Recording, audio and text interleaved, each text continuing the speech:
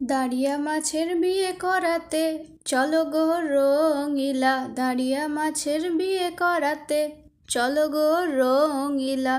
রুই মাছ বলে আমি, রুই মাছ বলে আমি, পালকি নয়ে যাব লো রঙিলা। বাংলার পটগান এবং পটচিত্র অতি প্রাচীন লোকশিল্প। পট্ট একটি সংস্কৃত শব্দ, যার অর্থ কাপড় বা থান, আর চিত্র অর্থাৎ ছবি। এই দুয়ে মিলে হয়েছে পটচিত্র।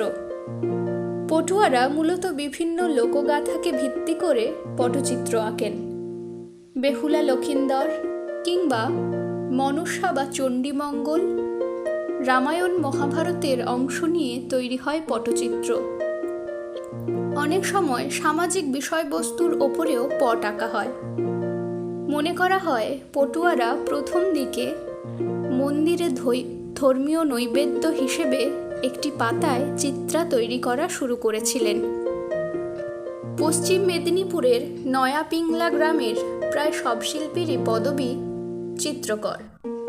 এই গ্রামে প্রায় সকলেই ধর্মে মুসলমান হলেও পটচিত্রে এরা হিন্দু দেবদেবী এবং মানুষের চরিত্র সবকিছুই ফুটিয়ে তোলেন।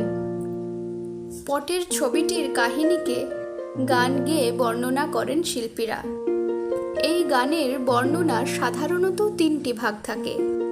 প্রথমত কাহিনী অর্থাৎ মূল গল্প, দ্বিতীয়ত মাহাত্ম্য অর্থাৎ কাহিনীর মহিমা বর্ণনা, আর তৃতীয়ত ভণিতা বা শিল্পীর নিজের পরিচিতি।